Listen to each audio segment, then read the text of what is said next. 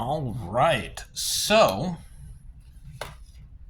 if I end up saving these videos the way they're supposed to be saved, or the way I intended to save, this is my second attempt to draw to start page 35. First attempt, the perspective on the vehicle did not match up with what was originally intended, so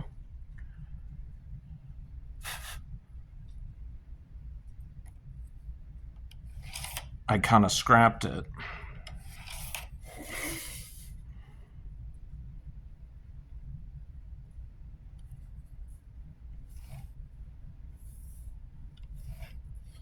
Okay.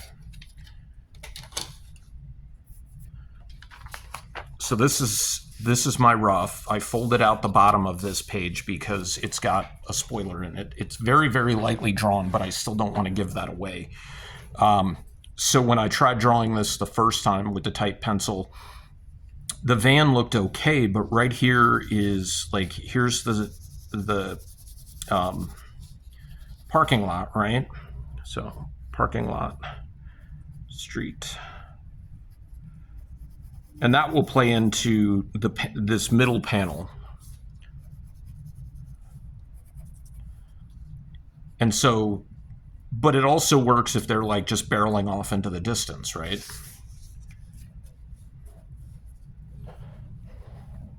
So it might help to have that horizon vanishing point.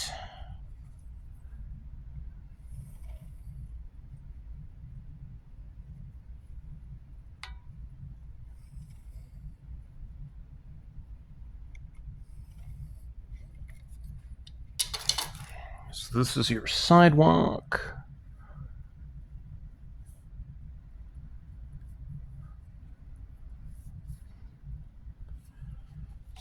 That.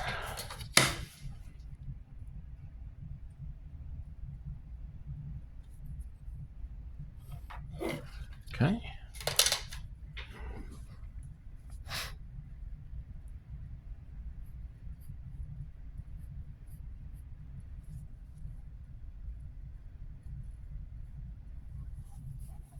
Yeah, there you go.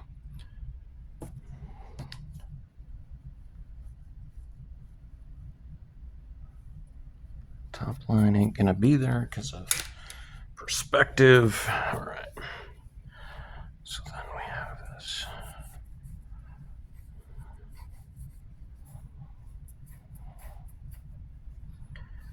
And then you've also got to think about, that's kind of the nice thing about this redo is I have the van kind of parked,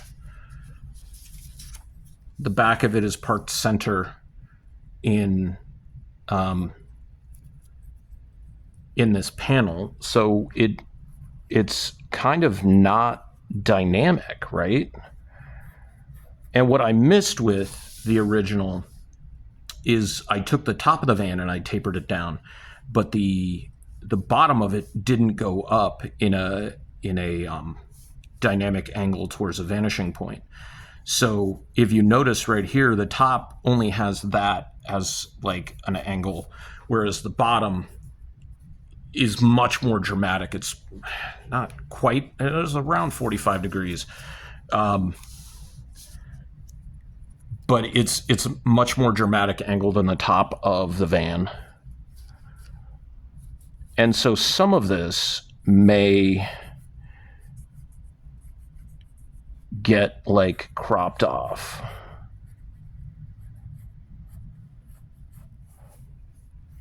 But that also is okay because then it's a tad more dynamic in terms of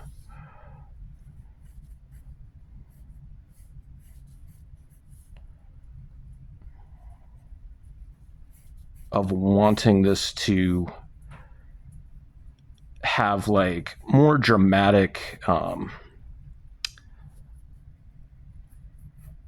then that can actually bring that even more dramatic up bring that more dramatic up, bring that up more dramatically, the bumper, because you are looking at the vehicle like driving off in a hurry. The burger van.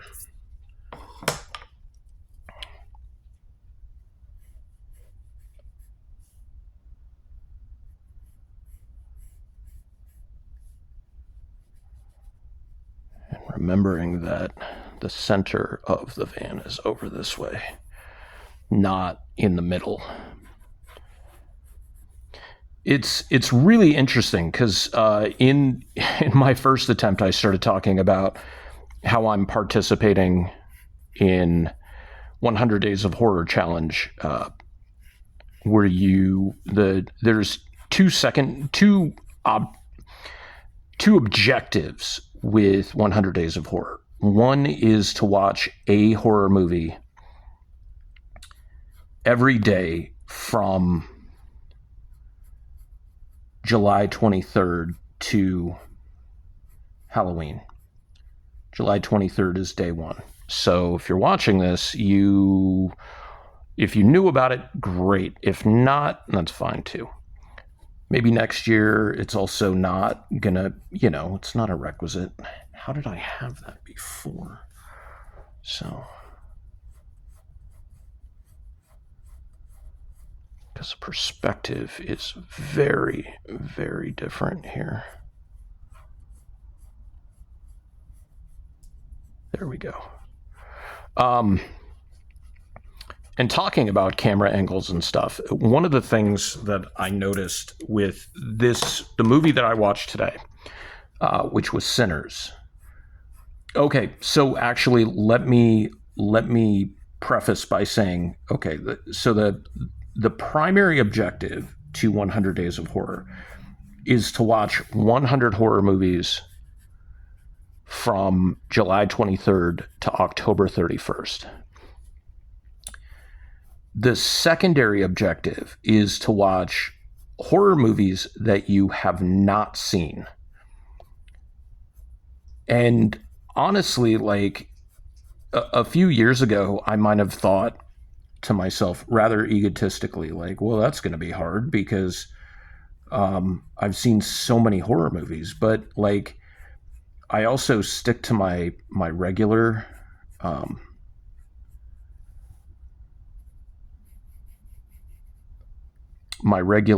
like movies and stuff like that. So it's also not uncommon to find like a ton of horror movies. And we're 4 days in, and day one I watched a movie called Death Valley. And it was like I'll be honest, kind of a Resident Evil knockoff movie. Wasn't very good. I am rating everything on a 5-star system, and I think I gave that movie 2 stars. A lot of the dialogue was it just felt very weird. Like it felt like it was written by a teenager. Like, oh, this sounds really, really good, but it's just like, why would these special forces mercenary people be like, I mean, they're adults, they're former military, they're mercs who go out and take on missions and stuff like that for really high cost, but they're still talking to each other like they're friggin' children. And there's a lot of expositing in the dialogue, and it's very, very off-putting, because I'm like, movies are a visual medium. You shouldn't have to just sit there and explain what's going on, or use your dialogue as a tool in the movie, right? And it just wasn't something that I really enjoyed. Day 2, I watched, I think it was from the 80s, The Aliens Deadly Spawn. And I have to say, I gave that movie, I think, 2.5 stars. And it was predominantly for the creature effects in it. The story was kind of like just, the characters were kind of mid-level tier. You know, they weren't special. It was kind of neat to see that there were characters that were expendable in the story that you wouldn't have thought were going to die.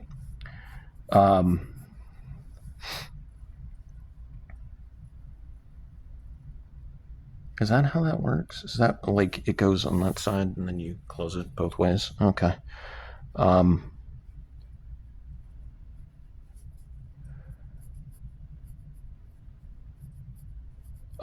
Anyways, I think it goes on the left-hand side, but I don't remember. Most people are right-handed, so it makes sense that it would go on the right-hand side.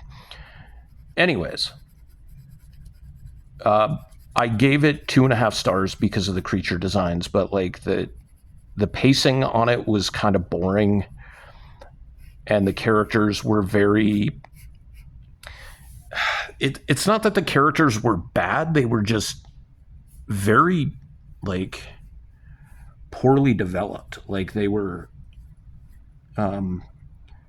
Like, why would somebody give a shit about these characters, right? But again, you know, early 80s movie, made on a budget. Like, you know, the scripts are usually just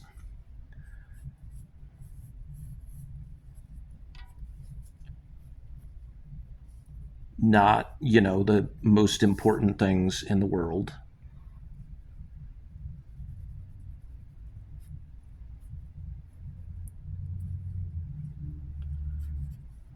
And then I watched Vampire from 1932, the German movie, and it was good, but again, and some of the filming techniques that they used, the shadow actors and the shadow puppeting that they did, because you could tell it wasn't specifically people like behind a sheet who had lights blasted at them.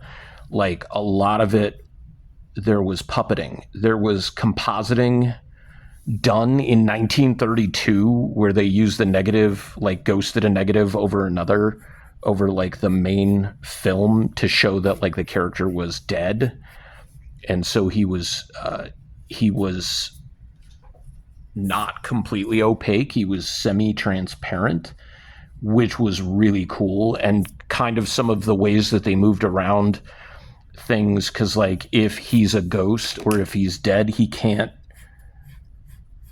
got to get through like doorways and stuff like that, right? But he can't actually touch them because then it would mess with the actual aspects of, you know, the regular plate that they had down. So there was a door that was like partially open, and instead of just pushing it open and walking through it, he like kind of like did that weird thing where you kind of like suck in your gut and you scoot around it very, very gingerly, which I was just like, that is awesome, because that really, it also fit with the story, because he was realizing he was dead, but he was still, you know, sneaking around. So he was trying to be quiet about it. And, you know, spoilers, but the movie is, what, 93 years old? So, I did watch Nosferatu a few months back, and I gotta say, I enjoyed that movie for what it was. Like, I think it had some really good filming techniques and effects.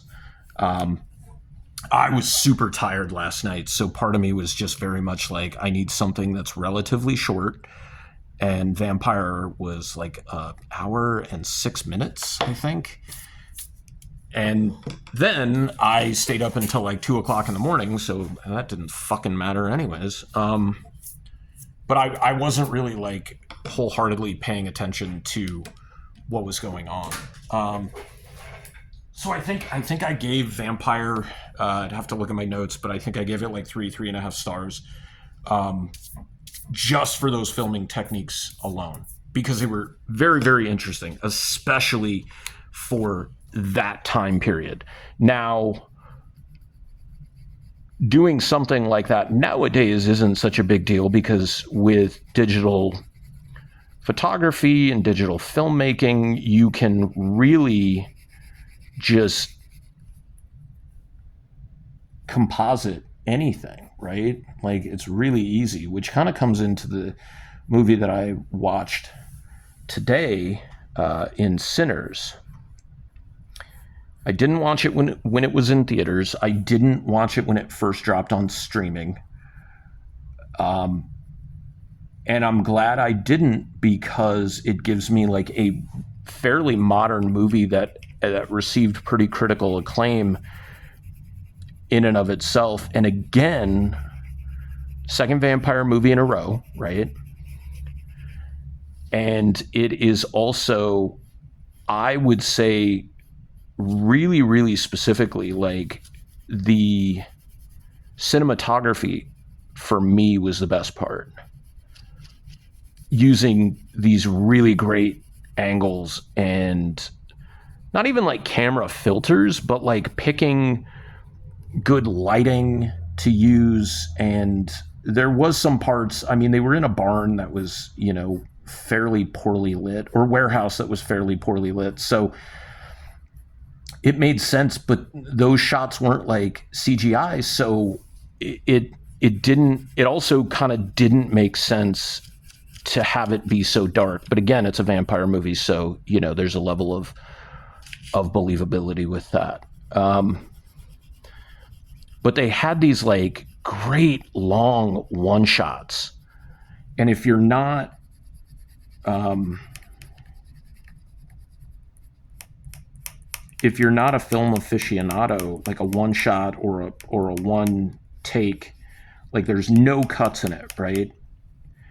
And essentially, there were at least 2, if not 3, really big one-shots where the camera just follows the action without cutting. And there's a really great transition between like 4 different characters. And they're in a grocery store on one side of the street, and one of the characters leaves the grocery store, goes across the street, gets another character, and then you follow that character back, all in like camera perspective. Not first person perspective per se, but like in camera perspective, right? Like, you're watching it, like it follows the character, but like the character who leaves the grocery store to go get the other character, the daughter who leaves to go get her mom, you follow her, like, she's in front of the camera, you're seeing her face, and then it moves behind her and follows her from behind, so it's like third person. And then you have reverse third person, I guess would be the best way to say it, when the mom comes back through to the grocery store on the side of the street that you started at. And there's a couple of shots like that in the barn. And then I believe when they're having when they're dancing, there's a huge, it's not a barn so much as like it's kind of like a factory or a warehouse or whatever. But anyways, those like big one shots were really, really meaningful to me, right? Because it showed like a very specific type of filmmaking. Whereas a lot of times you get cuts every, what is the average, is like angle cuts like every 2 seconds or 2 to 3 seconds, right? Is the average in most movies. But this had those long cuts. But the question becomes, were these actually recorded that way? with actual one shots, or because they were filming digitally, I am assuming, I don't know if they were or not, but did they end up filming them and cutting and filming them and cutting and then compositing them together, and because it's digital, it looks seamless. Ultimately, there's a greater discipline if you really did film it or record it with one continuous shot. That's really expensive to do it as one continuous shot, because you have to get the take completely correct. That's why there are so many cuts in movies. And more so, it was because of the cost of the film. Now it's also the cost of all the extras and the time going into it. And if you have vehicles driving in the background and getting everything timed correctly, that is a big part of it as well, like these big composition shots. And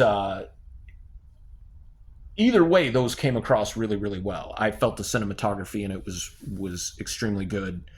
And I think I gave it, 3.5, 4 stars. I'm wondering if I'm going to get any movies in this challenge that are going to be 5 stars. I try not to give movies and comic books like perfect scores, because one, art is so subjective, and two, even something like Godzilla, I would probably give, or -1 would probably be the closest thing to a perfect movie I've ever seen in my entire life. But I just don't feel that there's such a thing as a perfect movie, a perfect song, because art by its own nature cannot be perfect, because it's art. It's created by human beings. So there are intrinsically little flaws to it. But a lot of times those flaws also make the art great, if that makes sense. Anyways, yeah, it's kind of just, it was really, really good. The acting, there were some actors who were way stronger than others. Overall, it was a good movie, but like the cinematography in it was something that I greatly appreciated.